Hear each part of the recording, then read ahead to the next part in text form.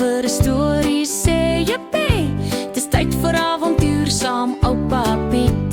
Gryp 'n kussing, kom sit sag, die beste tyd van die hele dag. Goeiemôre maatjies.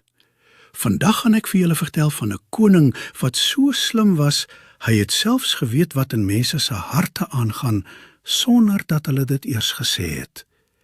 Sy naam is koning Salomo en hy was die slimste man wat nog ooit geleef het. Maatjies, weet julle wat beteken dit om slim te wees? Dit gaan nie net oor somme doen of spel nie.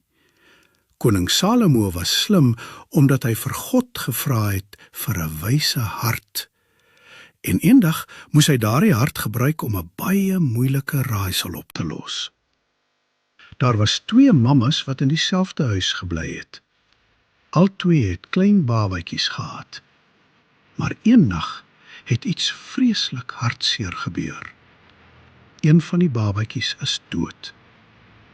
Die mamma wat haar babatjie verloor het, was so hartseer en deurmekaar, dat sy die lewendige babatjie by die ander mamma gevat het, terwyl sy geslaap het. Die volgende môre was daar 'n groot bakleierery. Al 2 mammas het geskree, "Dis my kind! Nee, dis my kind!"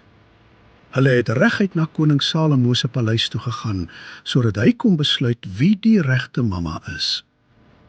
Nou maatjies, in daardie tyd was daar nie kameras of bloedtoetse nie.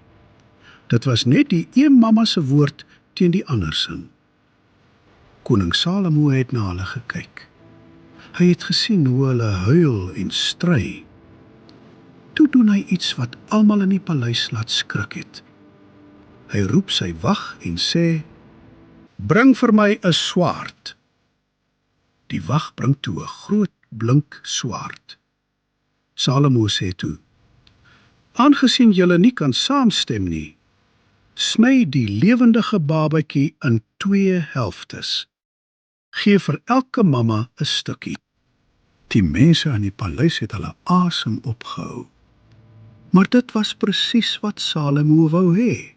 Hy wou sien wat in hulle harte aangaan. Onmiddellik het die eerste mamma uitgeskree, "Nee, my koning, asseblief moenie die kind doodmaak nie. Gee hom liewer vir haar, maar laat hom net lewe." Haar hart was so vol liefde, dat sy eerder haar kind wou weggee, as om te sien dat hy seer kry. Maar die tweede mamma, die een wat eintlik die kind gesteel het, het gesê, "Dit is reg so, koning, sny hom maar op, dan het nie ek of sy die kind nie." Koning Salomo het dadelik sy hand opgelig en gesê, "Stop, moenie die kind seermaak nie.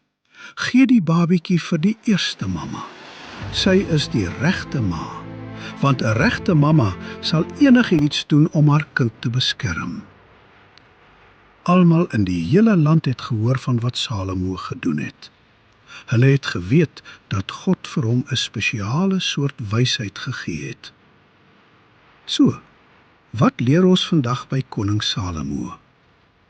Ons leer dat liewe God vir ons wysheid kan gee as ons daarvoor vra. En ons leer ook hoe groot 'n mamma se liefde is. Dis 'n liefde wat altyd die beste vir haar kind wil hê, net soos God altyd die beste vir ons wil hê.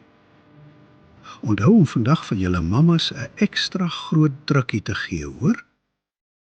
Klik asseblief die subscribe klokkie en die like duimpie. Asseblief, ek vra mooi, dit sal help om ons kanaal te groei. Deel ook sommer asseblief die video met julle maatjies. Toe asseblief.